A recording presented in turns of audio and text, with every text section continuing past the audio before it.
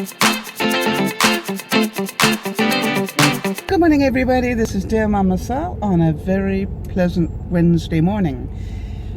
We're talking about love, life, and other problems, helping you cope with your day-to-day issues.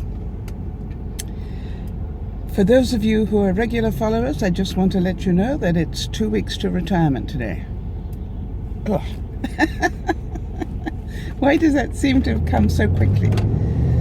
It's 16 degrees Celsius here in southern British Columbia, which make it about 61 Fahrenheit. And it's stormy looking up ahead of me, but they tell me it's going to clear, so I'm not too worried.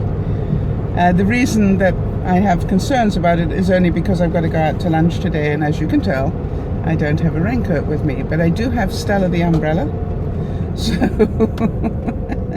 hopefully that will suffice. I'm hoping that you've had a good 24 hours and that you're going to make the next 24 hours even better. So much of how we enjoy our days has to do with how we set ourselves up to enjoy it or not enjoy it. It's our perception of things that really changes so much of our day, as some of you have found out. And I think one of the greatest things about doing DearMamaSal is the number of people who tell me that just by regularly watching the vlogs, that their whole understanding has changed, and that is really wonderful to hear. So if you haven't subscribed, hit the little picture of me in the corner there, and it'll open up a window that you can get to in a minute. It won't interrupt the vlog. It'll just open a second tab for you. For those of you who like to be in a community, we use the Facebook page of DearMamaSal to do most of our communication between one another. And I have a really cute story to tell about that. I opened up the mail this morning, and amongst the mail was a note from Sophie in England. And bless her heart, Sophie wrote to me and said, "Hey Sal, I got to tell you something. I saw something on Facebook, and as I was reading it, I thought, gosh, Sal would really like that." And she said it had to do about gardening in Switzerland versus America. Now, she knows I'm not the last of the great gardeners, but it was the principle of it, that in Switzerland, people use their gardens not to grow lawns that they have to cut all year, or all the time. They use their gardens to grow food. And the neighbors sort of get together and decide, okay, well, you grow corn this year, and I'll grow peas, and then the person on the other side is going to grow lettuce and tomatoes. And then what they do is they share it between them. So you get the idea. They sort of coordinate who's going to grow what in a neighborly sort of fashion. And I think that is such a wonderful way, and it was also the way in which I believe it worked during the war. Now, I personally have never found growing my own vegetables to be a cheap way to go. Let me explain. Whenever I try and grow my own vegetables, I normally manage to kill them off before they ever get from seed to seedling. Do any of you relate to that? Now, I must admit that this year, I did try again. I did try this year, and I've done much better. Out of all the seeds I planted, I planted quite a lot.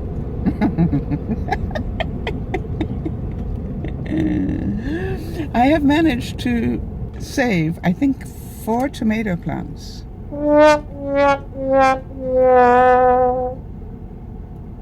Very proud of myself for that.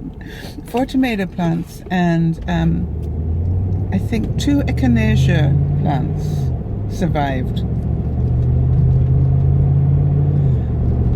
Now, a lot of it has to do with either starvation from water or overwatering. I know that. So I definitely need to have a better system. But here is what I have found that's been saving me recently. I found that cutting a Coke bottle in half and putting the funnel in, if you know what I mean, take the top half and turn it upside down and put it in the bottom half,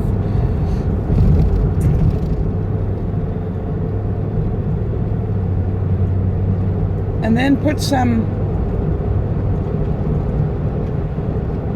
coffee filter paper at the bottom,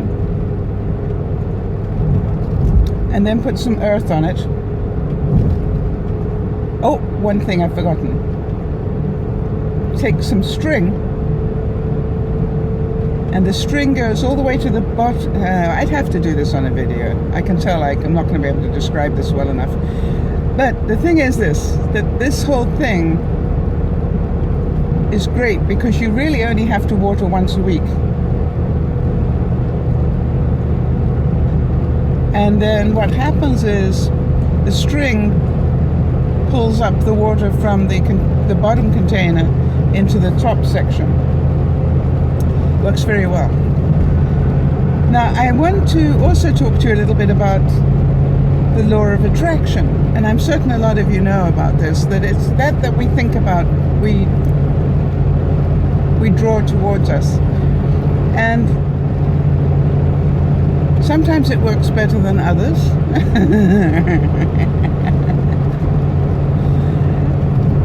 But it was really strange because this week I've been thinking a lot about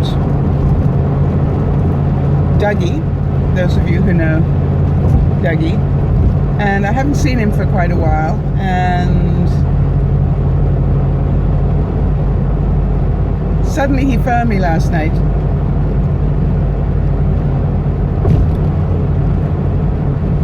And I'm going to meet the girlfriend. That sounds terrible the way I said that. I'm going to meet his girlfriend, Jess. Jess. So I'm very excited about that. And I'm going to do it on Saturday. Yay! Now already I'm busy talking to myself going, and you know, try not to talk too much so. You know I get excited when I do these things. So not only that, but Dougie and I also set in stone the day we're going to get together to celebrate our birthdays. Now, as you know, his birthday and mine are separated by about 5 days. He actually has his birthday on August the 25th, and mine is on the 30th. And so we always try and find a day sort of around that time where we can get together and celebrate the two birthdays together. And I think we're doing it on the 20th, the weekend before his.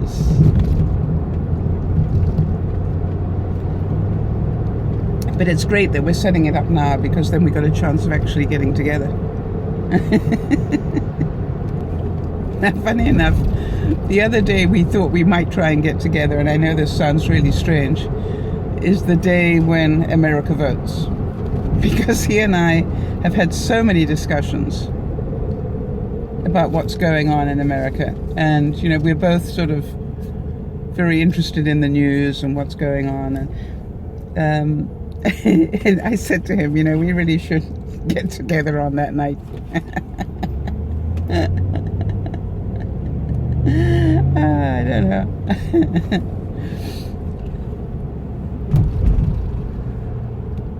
Trying to remember if it's the first Tuesday in November, I think, normally. I have to Google that. Pretty sure it's the first Tuesday in November that you guys vote.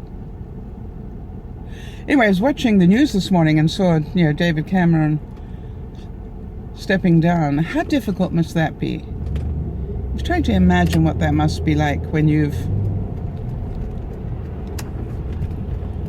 been the leader and then suddenly you've got like 2 weeks to get out. That must be so difficult to do. And I was looking at the children who were sort of at an age where they're old enough to understand and be perhaps even traumatized by the move. And where did they go to? You know, what are your chances of finding the right home in 2 weeks? I doubt it. So maybe they just put everything in storage while they look. But I cannot imagine what that must be like. And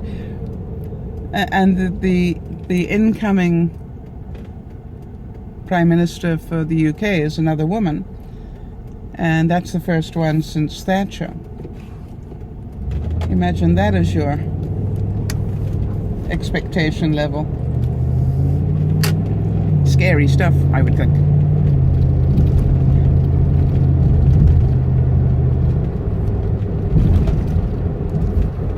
Be careful what you dream for. Sometimes you get it. And I'm certain that she dreamt about being Prime Minister one day, but probably didn't want to get it this way. And of course, by the end of the week, we'll know who Trump's running mate's going to be. And you know, I listen to all the pundits on the news, and I realize that, you know, Trump has them so... He has played the media so well throughout all of this that we really have no idea who he's going to pick. They're busy saying that the children want him to go one way and he wants to go another way, and that's just a smokescreen so that we'll all be distracted. He'll probably pick a third person. Who knows? But we'll know by the end of the week.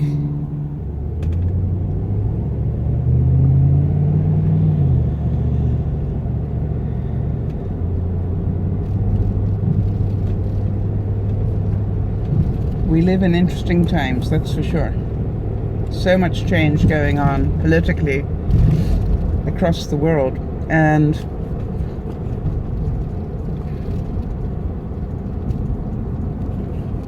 I think in the next 5 years we're going to see so much change that it's going to be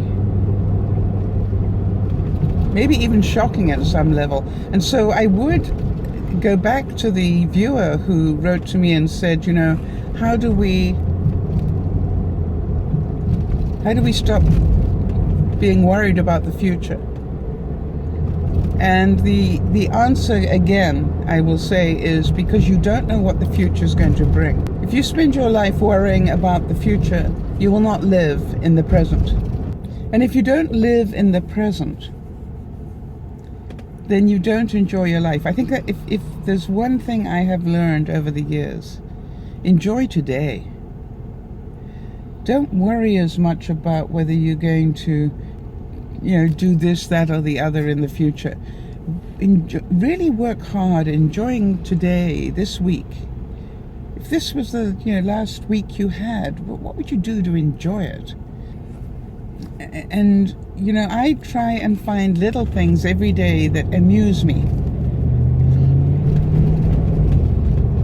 Little things that entertain me. I'm not waiting for somebody else to entertain me. I try really hard every day to do something to entertain me. And by the way,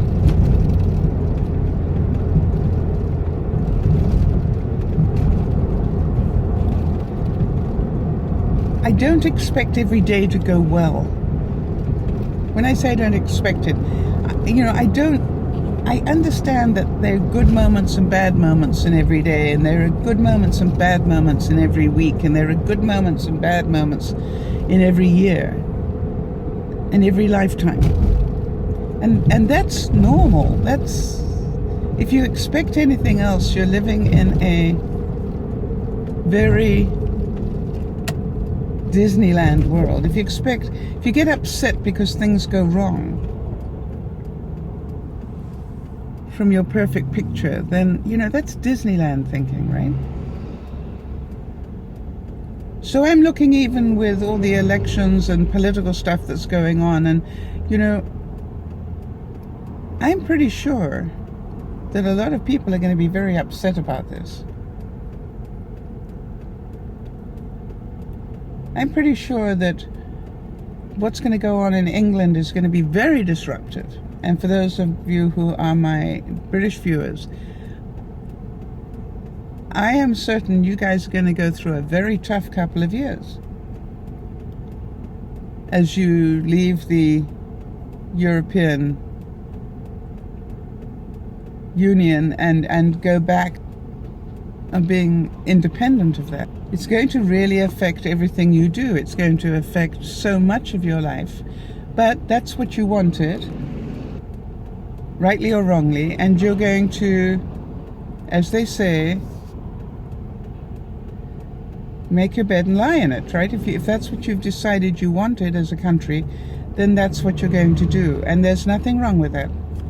It'll be different, it'll be challenging, but it is what you voted for, and then you need to remember that. And so expect it to be a very tough transition. And maybe you'll be worse off than you were, or not. I don't know. Time will tell whether this was a very good decision or a difficult one. But one thing I do understand, I understand why people voted for it. I understand why you wanted your borders back.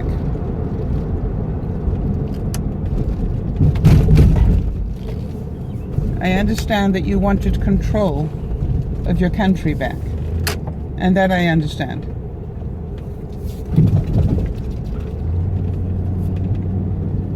So I wish you lots of luck, and I hope that